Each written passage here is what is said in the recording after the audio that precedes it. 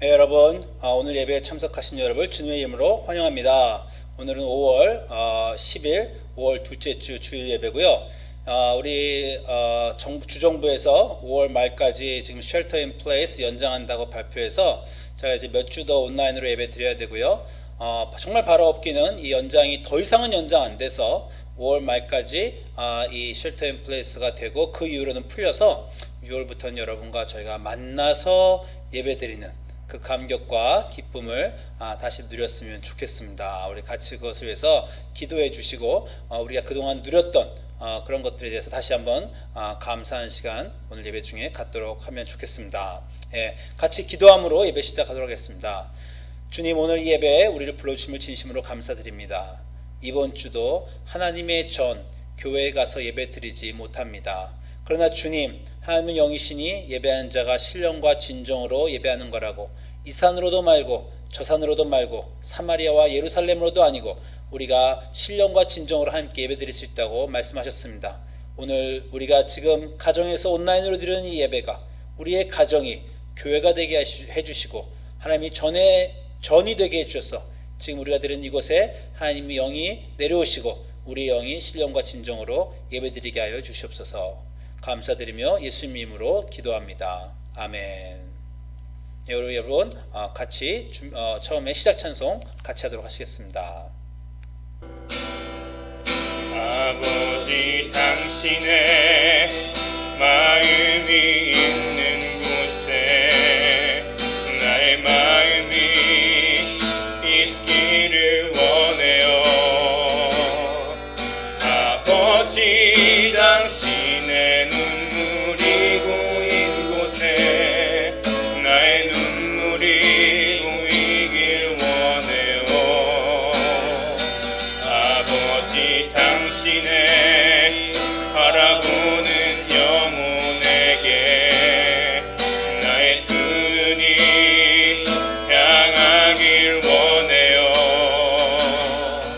아버지, 당신이 울고 있는 어두운 땅에 나의 두 발이 향하길 원해요.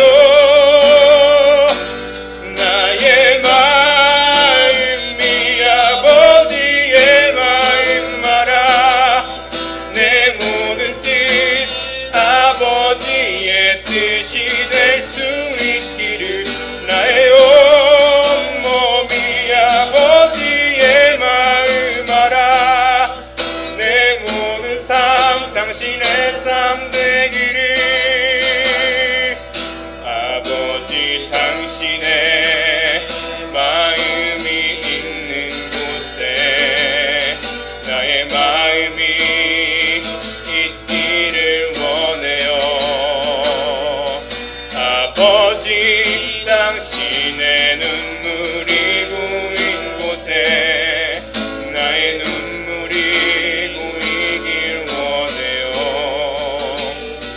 아버지, 당신이 바라보는 영혼에게 나의 두 눈이 향하길 원해요. 아버지, 당신이 울고 있는 어두운 땅에 나의 두 발이 향하길 원해요. 나의 마음이 아버지의 마음 알아. 내 모든 뜻 아버지의 뜻이 될 수 있기를. 나의 온몸이 아버지의 마음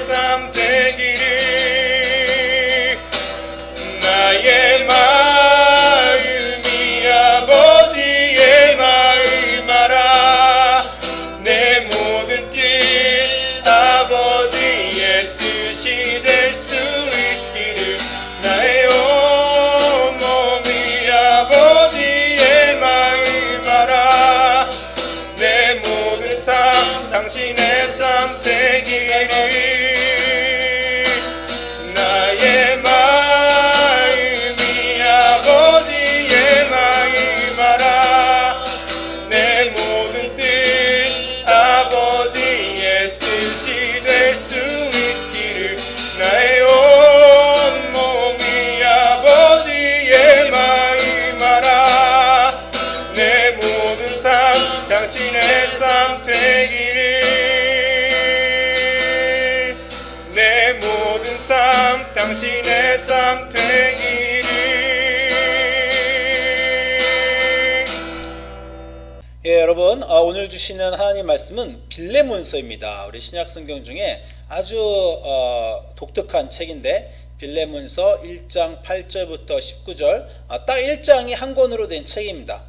바울의 서신이고요. 바울이 빌레몬이라는 어떤 특정인에게 보내는 서신으로, 바울 서신 중에 가장 짧습니다. 가장 짧고 바울 서신 중에서 신약 성경 전체 중에 제일 짧은 거는 요한 3서고요.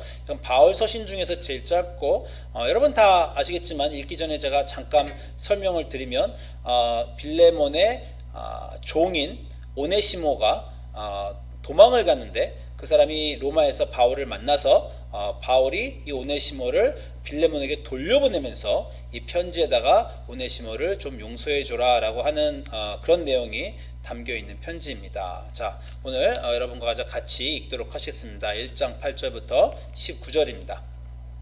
이러므로 내가 그리스도 안에서 아주 담대하게 내게 마땅한 일로 명할 수도 있으나, 자, 나는 바울이고요, 너는 받는 사람은 빌레몬이죠. 도리어 사랑으로서 간구하노라. 나이가 많은 나 바울은 지금 또 예수 그리스도를 위하여 갇힌 자 되어 갇힌 중에서 낳은 아들 오네시모를 위하여 내게 간구하노라. 그가 전에는 내게 무익하였으나 이제는 나와 내게 유익함으로 내게 그를 돌려보내노니 그는 내 신복이라.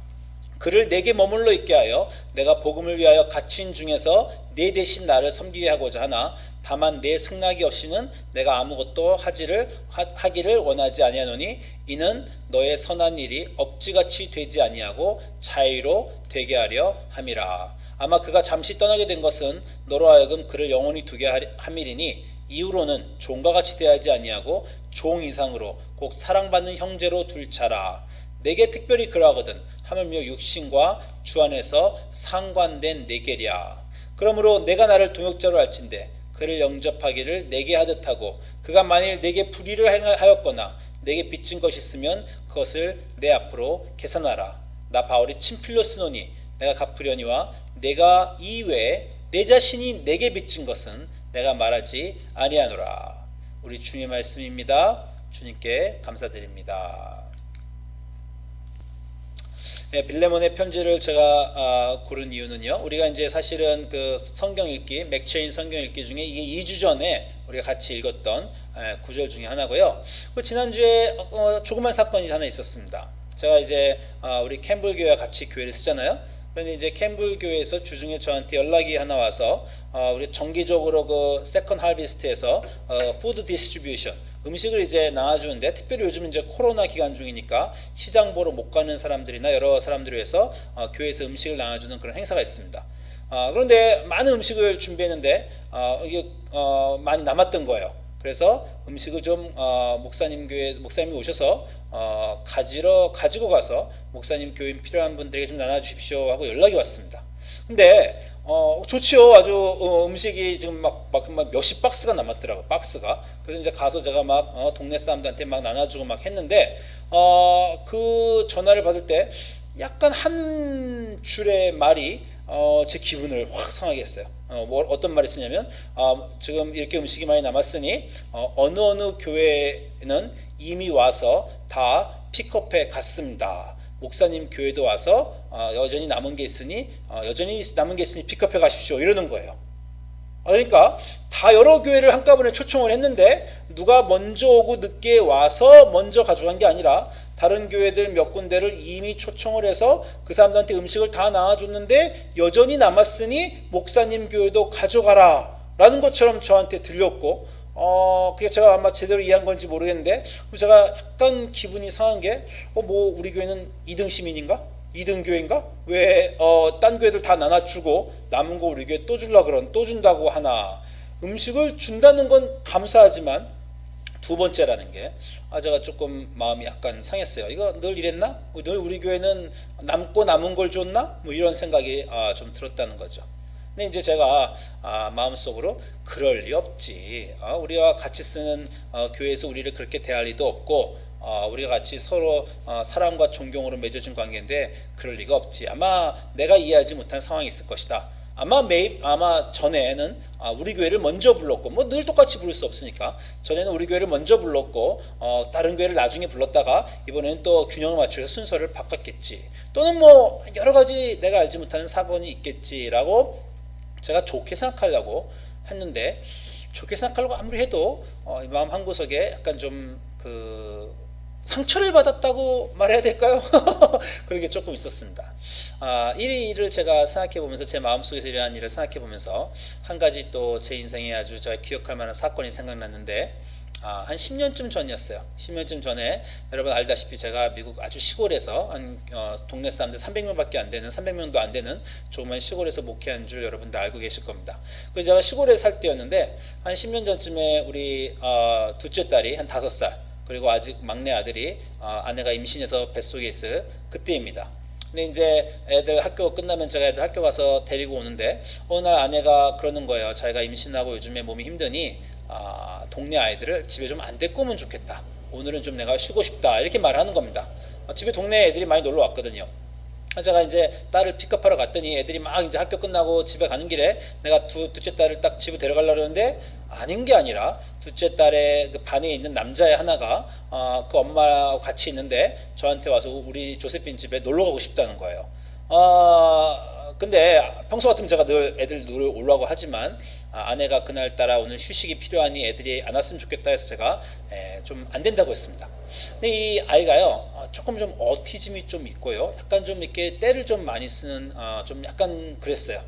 그랬더니 뭐 안 된다고 했는데 그 엄마는 이제 얼른 알아듣고 아들을 데리고 가려는데, 아들이 막 울고불고 난리가 났어요. 막 엄마한테 떼쓰고 막 자기는 조세핀 집에 가고 싶다고 막 난리를 피는 거예요. 제가 좀 저렇게 우는데 데리고 가고 싶었지만 또 아내의 말이 생각이 나서 제가 아내 말을 좀 잘 어기거든요. 그래가지고 아내한테 빈잔을 받습니다. 그래서 그때는 제가 아내 말을 안 어기려고 그냥 아내 말을 듣기로 하고, 애가 우는 애를 집에 데리고 가고 싶었지만 꾹 참고 안 데리고 왔어요. 그래서 그냥 집에 왔습니다.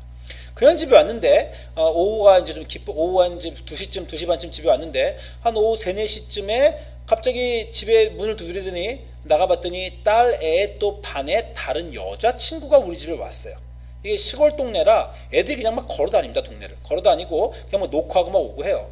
딴 애가 또 왔길래 우리 집을 찾아왔어요. 그래서 내가 오늘은 안 놀면 좋겠다라고 말을 하려고 했는데, 이 꼬마애가 벌써 뭐 습관처럼 제가 문을 여니까 그냥 제 밑으로 확 뛰어 들어가서 제 둘째 딸 방으로 그냥 뛰어 들어가서 놀기 시작했습니다. 이미 집에 들어온 애를 끌고 나가서 너 빨리 집에 가라 이러기도 어렵고, 여기까지 집에까지 왔는데 뭐 할 수 없지, 그냥 방에서 아내를 괴롭히지 않으면서 조용히 놀라고 이렇게 내뒀습니다. 그리고 이제 저녁이 돼서 어두컴컴해지니까 이 꼬마 여자를 제가 집에 데려다 줘야 된다고 생각을 해서 이 꼬마 여자의 손을 잡고 집에서 딱 나왔어요.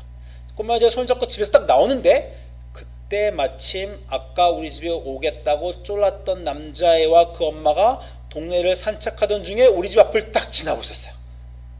그런 일이 있습니다. 딱 마주쳤어요, 눈이. 그러니까 굉장히 어색한 상황이 펼쳐졌습니다. 그 엄마는 아들 손을 잡고 가면서 낮에 한바탕 일이 있었고, 근데 애는 자기 아들은 오지 말라 그랬으면서 딴 애는 이미 그 집에 와 있는 거예요. 그러니까 우리 아들은 차별하나 이런 생각을 했을 수 있고요. 게다가 애가 좀 오티즘이 있기 때문에 평소에도 힘들고 아이 키우기 힘들고 어머니가 여러 가지로 상처를 많이 받았을 겁니다. 특별히 아마 그렇게 생각하실 수 있어요. 내 아들 조금 불편하다고 내 아들은 제껴놓고 쟤네들은 말짱한 애들은 데리고 노나, 이렇게 아주 훨씬 더 심하게 더 상처를 받을 수도 있는 상황이었습니다. 근데 그 엄마가 제 아주 당황하는 얼굴을 보면서 그냥 빙그레 웃더니 걱정하지 마세요 목사님, 나는 목사님을 신뢰하고 있습니다, 이렇게 말하는 거야. Don't worry about Pastor Justin, I trust you. 짧은 말이었어요. 근데 거기에 많은 게 담겨 있었습니다.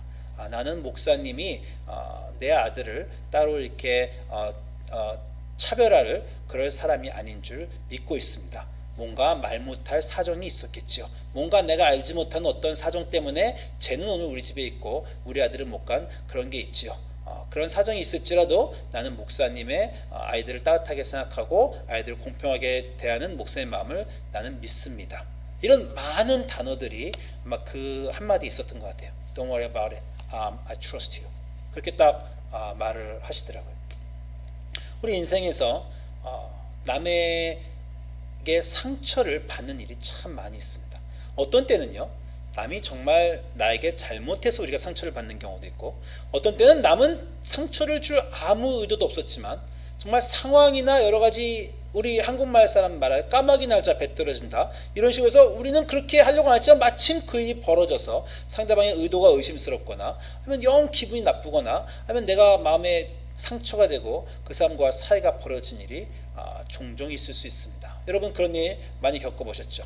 어떤 경우는 제가 상처를 의도치 않게 준 경우도 있고, 어떤 경우는 그 사람의 의도와 상관없이 제가 상처를 받은 경우도 제 인생에 많이 있습니다. 그래서 오늘 제가 필레몬서를 더 보려고 합니다. 필레몬은 아주 고귀한 책이에요. 그러면 아주 중요한 책입니다.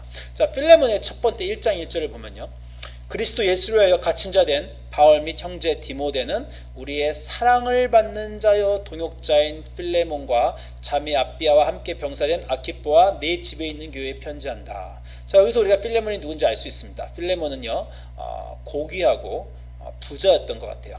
그리고 참으로 좋은 기독교 신자였던 것이 하우스 출치의 주인이었어요. 그 너의 집에 있는 교회에 편지한다. 필레몬 자신의 집에 교회 예배, 정기적으로 예배를 드리고 사람들이 모이는 곳이니까 집이 크고 믿음이 좋은, 아마 뭐 옛날 요즘 말로 장로님, 좋은 믿음 좋은 장로님 정도 필레몬이 될 것입니다. 그리고 아마 이 지역은 골로새라고 우리가 생각하는 게, 나중에 보면요, 골로새서 보면 이 오네시모라는 이름을 바울이 골로새로 보낸다라는 내용이 있고, 거기에 똑같은 이름, 아까 이 받는 자 중에 필레몬, 아비아, 아키포가 있잖아요. 또 골로새서 보면 아키포에 대한 얘기가 나옵니다. 그러니까 아마도 빌레몬은 빌레몬은 한국에 골로새 교회에 있던 어떤 장로고 자기 집에서 예배를 보던 그 사람 중에 하나가 아닌가라고 생각을 합니다. 이제 그 사람 중에 하나인데, 아까 말한 대로 그 집에서 오네시모라는 사람이 도망을 왔어요. 상황은 이렇습니다. 바울이 이미 골로새에서 필레몬을 전도했을 것이고, 필레몬을 장로로 잘 키워서 그 집에서 교회를 세우도록 했을 것이고, 바울과 빌레몬 간에 아주 좋은 유대 관계, 목사와 뭐 좋은 장로, 이런 좋은 유대 관계가 아마 있었을 것입니다. 그 후에 바울이 로마로 가서 로마에서 잡혀서 감옥에 있을 때, 그때 도망친 노예 오네시모로가 어떻게든지 바울을 만났어요. 그래서 로마에 있는 감옥에서 두 사람이 알게 되어서 오네시모가 정성으로 그 바울을 섬겼던 것 같습니다. 그래서 바울과 좋은 관계가 됐는데, 바울이 나중에 알게 됐죠. 오네시모가 자기가 알고 있는 그 빌레몬의 집의 하인이었고 그 집에서 도망 나온 사람이라는 걸 알게 됐어요. 그리고 아마도 오늘 편지의 내용을 보면 오네시모는 그냥 도망 나온 게 아니라 아마 주인의 뭐 돈을 훔쳤든지 뭐 빚을 안 갚든지 뭐 그러고 나왔던 것으로 생각됩니다.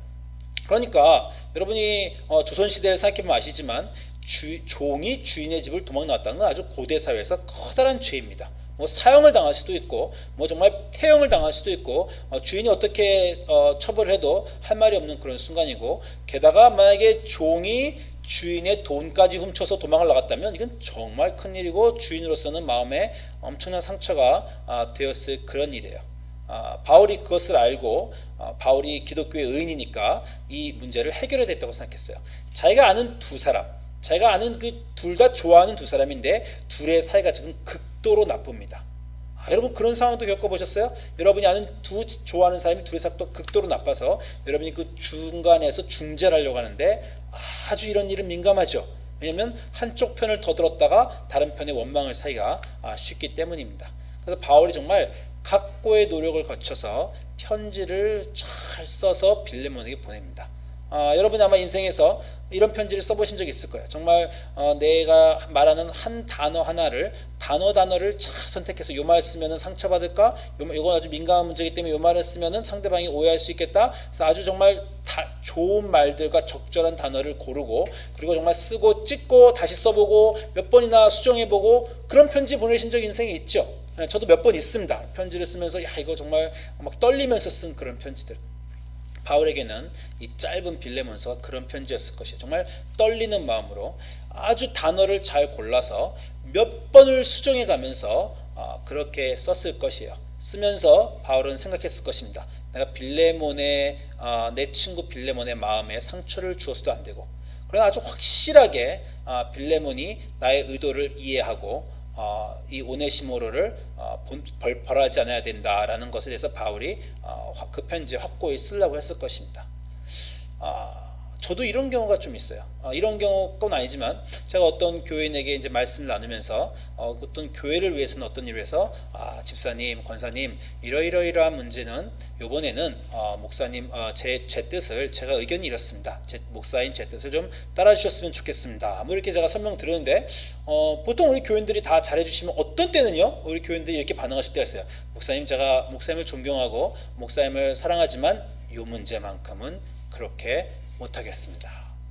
그런 일이 있습니다. 개인적인 문제 또는 본인의 마음에 허락하지 않는 문제는 누구나 다 건너기 어려운 그런 선이 있어요. 그래서 만약에 바울이 오네시모를 이제 설득해서 돌려보내는 겁니다. 오네시모 보고, 야, 너 여기 있으면 안 돼. 네 주인과 다시 가서 사과하고 이 문제를 해결해야 되겠다. 오네시모로가 아마 그렇게 말했을 겁니다. 바울 선생님, 저 지금 돌아가면 죽습니다. 바울이 내가 편지 써주마. 편지 쓰면서 다시 한번 말씀드리지만 정말 오네시모로의 안전을 보장해야 되고, 그러면서 빌레몬의 감정을 상하게 안 해야 되는 이런 민감한 사항을 바울이 편지로 썼습니다. 그걸 생각하시고 읽으시면요, 이 편지는 너무 흥미진진하고 재미가 있어요. 제가 빨리 갈게요. 빨리 이 편지의 내용을 제가 보면 바울이 1장 8절에서 내가 그리스도 안에서 아주 담대하게 빌레몬아, 내가 너에게 명할 수도 있어. 나는 너에게 명할 수 있는 권리가 있어. 뭐 목사와 장로 정도가 아니고요, 정말 비숍과 무슨 평신도 정도일 겁니다. 이 둘의 사이는. 바울이 그 당시에 로마에 갇혀 있을 때 바울은 정말 기독교에서 가장 존경받는 인물 중 하나이기 때문에 골로새에 있는 아마 그 교회를 창설한 것도 바울이고, 거기에 모든 걸 다 바울이 빌더 파운데이션이었고, 정말 빌레몬은 바울에게 구원을 빚진 자겠죠. 바울을 정말 너무 존경할 겁니다. 그러니까 바울이 당연히 너에게 명령할 권리가 있다. 그러나 내가 사랑으로 강구한다. 나이가 많은 나 바울은, 아주 유니크한 표현입니다. 바울의 편지 중에서 내가 나이가 많다. 벌써 나이가 많이 존경해달라는 그것도 아주 은근슬쩍 비치는 거고요. 또 하나는 나이가 많은 이 늙은이의 부탁을 들어다오. 뭐 이런 간곡한 표현도 될 겁니다. 그리고 자기가 지금 상황이 로마의 갇힌자라는 걸 계속해서 강조해요. 내가 직접 가지 못하는 이유는, 난 정말 이 갇힌 나를 생각하며 이 갇힌 나를 돌보는 오네시모를 네가 생각해 주기 바란다. 이런 표현이 아주 여기저기 곳곳에 나옵니다. 그래서 정말 이 오네시모를 표현하는 거 보세요. 갇힌 중에 낳은 아들 오네시모로. 뭐 바울이 가끔 가다가 내 아들 디모데 뭐 이런 표현을 쓰기도 하지만 정말 제일 간곡히 쓴 거예요. 갇힌 중에 낳은 아들 오네시모를 위하여 내게 간구한다. 그가 나쁜 놈인 거 안다. 그가 너에게 무익했던 거 안다. 그러나 이제는 바뀌었다. 이제는 유익하고 그는 정말 내 신복이다. dear friend다. 그렇게 하면서 이 내용을 보냅니다. 그러면서 내가 그 사람을 여기 있게 할 수 있지만 그러나 내가 너에게 보내기로 결정했다. 그런데 그는 어떤 사람이냐면, 너가 사실 나를 섬겨야 될 사람 아니냐? 너가 로마까지 나를 찾아오든지 나를 섬겨야 될 그런 책임이 있는 넌데, 너 대신 나를 섬기고 있는 그런 오네시모로다. 그래서 은근슬쩍 마음의 또 빚도 좀 건들면서 던져주면서, 그러나 내가 너의 승낙 없이는 아무것도 오네시모로를 여기다 나르고 들어가지 않는다. 뭐 이런 표현들. 그러면서 여러분 참 읽어보세요. 막 그 사람이 그 종 이상으로 사랑받는 형제로 도달하. 굉장히 어려운 부탁하는 겁니다. 그냥 돌려보내고 이 종인 오네시모를 용서해 달라는 것도 힘든데, 용서하는 것뿐만 아니라 너의 형제로까지 여겨달라. 정말 고대 사회에서 도망간 종을 돌려보내면서 주인에게 네 형제로 여겨달라. 이런 어려운 부탁은 왕도 아마 하기 어려운 게 아닐까 생각이 듭니다. 그러면서 정말 내게 특별하니 너에겐 또 얼마나 특별하랴. 그러면서 이제 그 얘기하는 거죠. 그가 너에게 잘못했거든. 불의를 정했고 도망간 건 얘기를 하는 거죠. 또 빚진 것, 훔친 거 있으면 다 내 앞으로 계산해라. 내가 다 갚겠다. 또 그러면서 그 다음 표현을 보세요. 내가 친필로 너에게 쓴다. 내가 보통 많은 편지들이요, 바울이 구슬로 하고 다른 사람이 받아 적습니다. 근데 바울이 이건 정말 옥중에 있는 그 불편한 몸을 갖고 내가 친필로 쓴다고 말하면서, 네 친필로 쓴 내가 너에게 갚으려니와, 또 이 은근슬쩍 너 사실 나한테 빚진 거 너무 많지. 영적으로 육적으로 구원에 의해서 그런 빚진 거는 내가 너한테 받으려고 하지도 않아.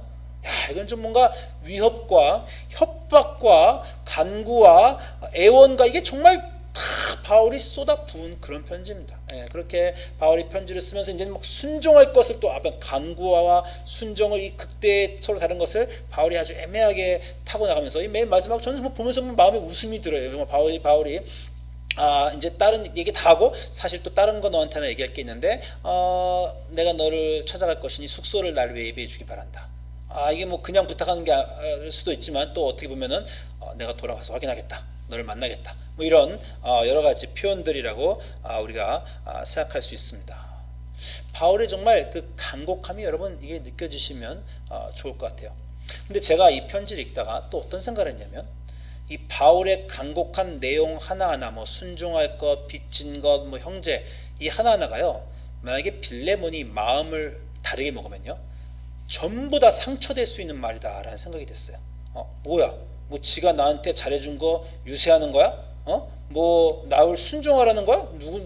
내가 뭐 존경 좀 했다고 나한테 이러나? 내가 뭐 자기한테 감옥까지 와서 하여 빚진 게 있다란 말인가? 아니 그 단어마다 빌레몬이 어떻게 받아들이냐에 따라서 마음에 다 상처가 될 수도 있고요. 또는 그 호의를 부탁하는 것이 느껴질 수 있어요. 중요한 거는요. 사람이 말을 할 때 말하는 사람이 중요한 게 아닙니다. 듣는 사람이 중요하죠.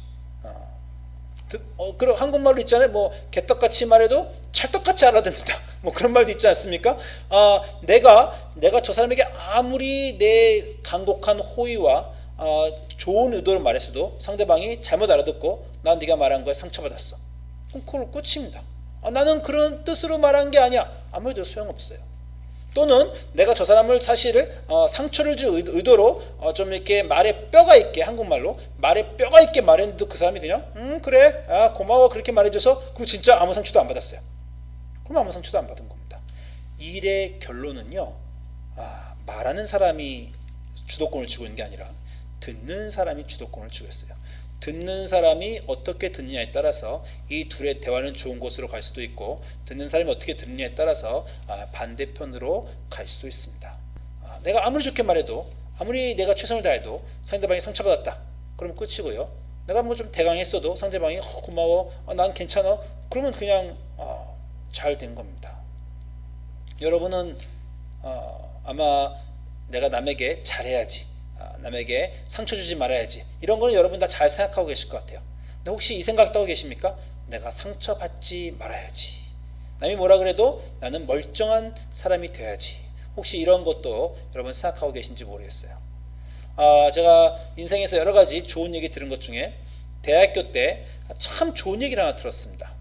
대학교 때 우리가 어떤 성역 공부를 하다가 어떤 교회 선배가 이걸 얘기해 줬는데 우리가 마태복음 5장의 팔복에 대해서 읽고 있다가 5장 5절에 온유한 자는 복이 있나니 그들이 땅을 기업으로 받을 것이요 이런 구절을 읽고 있다가 그냥 물어봤어요. 온유하다는 건 도대체 뭐냐? 뭐 대강 느낌은 오는데 정확히 어떤 뜻인지 모르겠다. 영어로는요. The meek, M-E-K, the meek, 부드럽고 온유한 사람입니다. 온유한 자는 어떤 사람이냐라고 말하는데 그때 교회 선배 하나가 이런 말 했어요.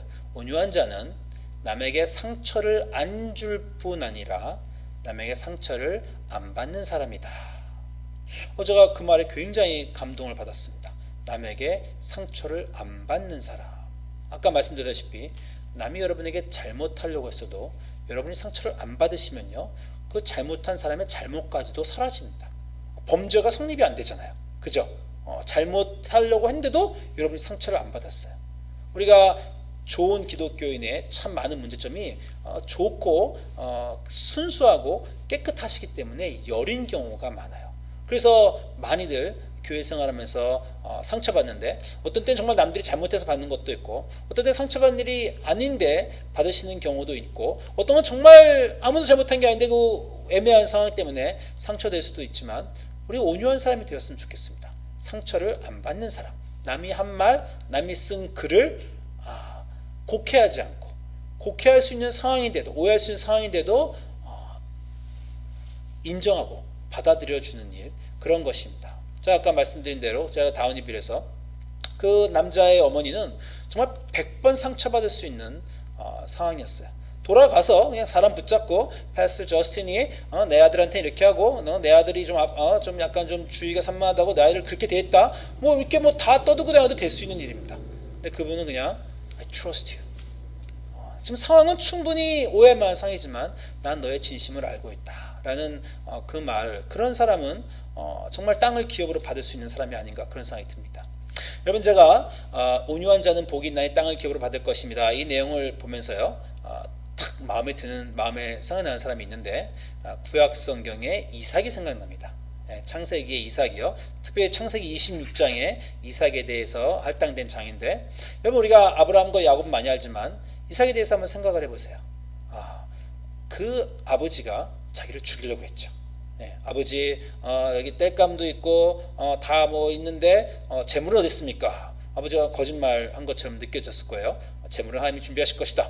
그런 아버지가 산꼭대기에 가자마자 갑자기 꽁꽁 묶어갖고 놓고 칼을 들고 찔러 그랬어요. 요즘 현대말로 트라우마. 그냥 충분히 정신적인 충격을 겪을 수 있고 평생 그 고통이 따라다녔을 수 있습니다. 나를 죽이려고 했던 내 아버지를 생각할 때마다 아주 상처받고 정신적으로 삐뚤어질 수도 있었을 것 같아요. 이삭은 상처를 안 받는 사람, 참 특이한 사람입니다. 남들이 상처를 주겠다고 덤벼들어도 상처를 안 받고 남들이 싸우자 그래도 안 싸우는 그런 특이한 사람입니다. 창세기 26장 보면요, 이삭에 대한 특별한 챕터인데, 이삭이 사막에서 우물을 팠어요. 우물을 팠는데 사막에서 땅을 팠다 우물이 나오는 건 정말 복권 맞은 겁니다. 굉장한 거예요. 기적입니다. 그래서 우물을 파서 우물을 샘의 근원을 the well of fresh water, 좋은 깨끗한 물이 나오는 우물을 얻었어요. 그랬더니 동네 사람들이 와서 우리 땅인데 내놔라, 말도 안 되는 걸 한 거죠. 아마 야곱이나 아브라함 같으면 한바탕 들이받았을 겁니다. 근데 이삭이 주고 말아요. 주고 말아서 또 다른 데 가서 우물을 또 팠어요. 아이들이 또 나온 겁니다. 아니 한 번은 참아도 두 번은 어떻게 참습니까? 근데 이삭은 또 줘버립니다. 그리고 세 번째 가서 우물을 또 파니 우물이 또 나왔어요. 여러분 어떻게 되는지 아세요? 대적자들이 굴복했습니다. 그 아비멜렉과 그 대적자들이 나중에 와서 우리 보고 화해해달라고 그러죠. 왜? 야, 우리가 뺏었는데 싸우지도 않고 한 번, 두 번, 기적이 세 번씩. 저 사람은 보통 사람이 아니다. 하나님이 함께 하시는 하나님의 그 페이버가 있는 사람이다라고 그들이 믿어서 두렵게 된 거죠. 그래서 그들이 이삭에 와서 여호와께서 너와 함께 계심을 우리가 분명히 보았다. 이제 차라리 화평하고 우리와 화평 조약을 맺자라고 그런 겁니다. 그래서 이삭이 그 땅을 소유하게 되죠. 화평케 하는 자는 화평케 하는 자 아니라 온유한 자는 남과 다투지 않고 상처받지 않고 땅을 소유하는 자가 됩니다. 여러분 이렇게 제가 말씀을 드렸지만 제 인생을 돌아봐도 그렇고, 사실 남이 상처를 줬을 때, 상처를 주려고 덤벼들 때 안 받는 건 너무 어렵습니다. 우리 인간으로서. 그리고 그런 분노의 마음, 상처받는 마음이 들어섰을 때 정말 어떻게 대처해야 되는가, 이거에 대해서는 화두가 정말 아닐 수가 없어요. 제가 세 아이들의 아버지이다 보니까 이제 배우는 것이 좀 있는데, 아이들을 키우다 보면 여러분들 아시겠지만 아이들 간의 다툼이 많이 있고요. 그리고 다툴 때 보면 한 명이 한 명한테, 두 명 다 잘못해서 다툴 때도 있고, 한 명이 먼저 시작했고, 그리고 또 다른 사람이 또 심하게 했을 수도 있고, 뭐 여러 가지 서로 간에 다툽니다. 그때마다요 제가 다 개입할 수가 없어요. 누가 잘못한 거가 있는데 잘못한 거 있는 걔를 또 막 욕할 수 없습니다. 걔는 또 큰언니한테 상처받은 둘째가 막내한테 뭐라 그랬는데 사실은 뭐라 그런 얘도 상처받은 애고, 또 얘는 얘 때문에 상처받아서 이렇게 하고, 이게 굉장히 복잡한 거 여러분들 아시잖아요. 그리고 제가 또 막 지적해주고 혼내주면 자신감을 잃고 소심한 애가 될까봐 어떤 때는 조금 좀 애매한 상황이거나 누구한테 잘못해도 그냥 넘길 수밖에 없는 그런 상황이 있습니다. 제가 무슨 말 하는지 부모님들은 다 아실 겁니다. 그럴 때 제게 가장 고마운 자녀들 중에 아이는 참아주는 애죠. 한 명이 분명 한 명에게 잘못했어요. 좀 말을 심하게 하거나 당연히 들어줘야 될 거, 나누어야 될 걸 안 나눴을 때 제가 개입해서 야 나눠 먹어 뭐 이렇게 할 수도 있지만, 그거를 그냥 넘어가주고 참아주는 자녀에게는 제가 이렇게 고마움을 참 느낍니다. 아까 그 마태복음 5장에 온유한 자는 복이 있나니 땅을 기업으로 받을 것이요, 그 팔복의 일부 중에 화평케 하는 자라는 것도 있습니다. 5장 9절에 마태복음 5장 9절에 화평케 하는 자는 복이 있나니 하나님의 아들이라 일컬음을 받을 것이요. 말씀드렸다시피 누가 여러분에게 상처를 주려고 해도 여러분이 상처를 안 받으시면요, 그건 아무 일도 안 일어난 거예요. 거긴 평화가 있는 겁니다. 전쟁과 싸움과 미움이 없고 상처를 안 받으신 여러분 때문에 상처를 주려 했던 나쁜 사람의 죄조차도 그냥 넘어가는 그런 경우도 될 수 있어요. 화평케 하는 자가 또한 온유한 자라는 생각을 제가 하고요. 화평케 하는 자는 어떤 사람이냐면 하나님의 아들들이다 라는 일컬음을 받는다는 거예요. 하나님의 자녀가 되는 그 이름에 걸맞는 사람들. 나에게 상처 준 어떤 사람이 있습니다. 분명 그 사람은 하나님의 딸이죠. 나에게 상처 준 어떤 사람이 있습니다. 그 사람은 하나님의 아들이죠.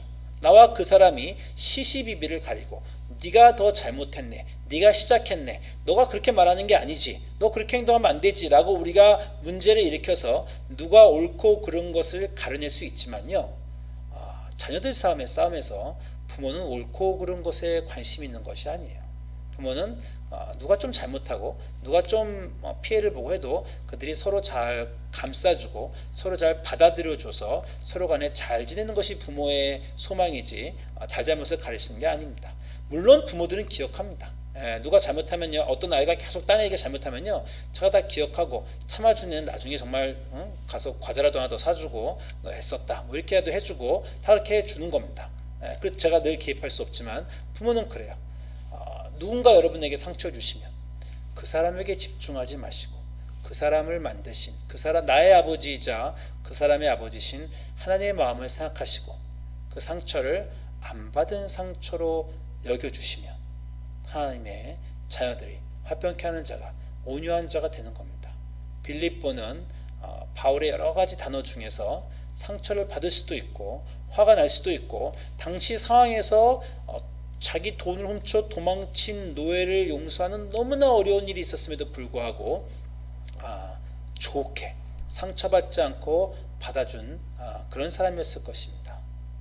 여러분이 남들에게 들은 말, 남들에게 받은 편지, 남들이 하는 행동으로부터 여러분이 하는 해석들, 때로는 정당하고 때로는 옳을 수 있지만 옳고 그런 것이 아니라 온유하여서 상처받지 않으시고, 어떤 거는 너무 많이 생각하지 마세요. 너무 많이 해석하지 마세요. 너무 많이 축축하고 억측하고 제가 이런 의도로 이런 거 했나 남의 의도를 생각하지 마시고, 그러면 시험 드십니다. 그러지 마시고 받아주시고 참아주시고, 싸우자고 하면 그냥 다른 쪽으로 가셔서 두 번째 우물 파시고 세 번째 우물 파시면 결국 하나님의 자녀가 되고 화평을 이루시는 온유한 자가 되시는 빌레몬 같은 그런 여러분이 되시기를 주님의 이름으로 축원드립니다. 기도하겠습니다. 주님, 우리 삶의 여러 가지 일 중에서 우리가 생각하고 집중하고 기억할 만한 일들이 있지만, 그러나 하나님이 우리의 아버지시며 그 아버지 안에 내가 형제자매들과 같이 살고 있음을 꼭 기억하게 하여 주시고, 아버지의 마음, 아버지의 사랑, 우리가 받은 그 사랑을 기억하여 그 사랑의 힘으로 우리도 남들을 사랑하고 용서해주고 상처받지 않고 남의 의도를 곡해하지 않고 잘못된 의도조차 선한 의도로 바꿔줄 수 있는 하나님의 아들들이 되게 하여 주시옵소서. 하나님의 딸들이 되게 하여 주시옵소서. 예수님 이름으로 기도합니다. 아멘. 여러분, 댁에서 다 봉헌하는 또 예배의 귀중한 시간, 여러 가지 방법이 있습니다. 봉헌하는 시간 갖도록 하시고요. 우리 이제 다 같이 마침 찬송하고 오늘 예배 마치도록 하겠습니다. 여기에 모인 우리 주의 은총 받은 자여라. 주께서 이 자리에 함께 계심을 아노라.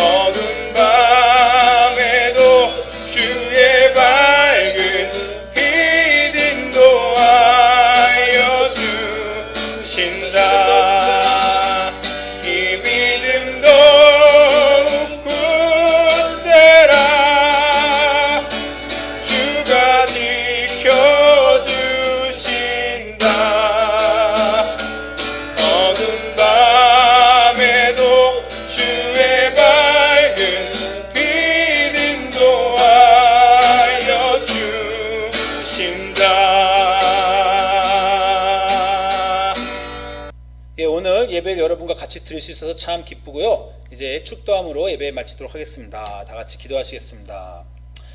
우리를 사랑하시고 우리를 만드시고 우리에게 마음의 힘과 그 영혼의 강함을 주신 하나님, 주님이 주신 모든 선물과 축복에 감사드리며 그 선물과 축복의 힘으로 우리도 다른 사람들을 용서하고 우리가 받은 용서를 다른 사람들과 나누어 우리는 온유한 자, 화평케 되는 하나님의 자녀들이 되게 하여 주시옵소서.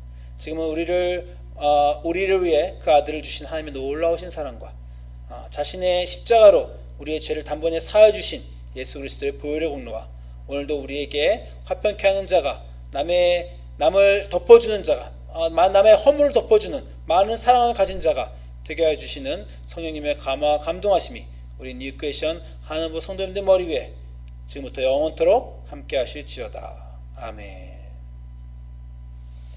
예배를 마칩니다. 감사합니다.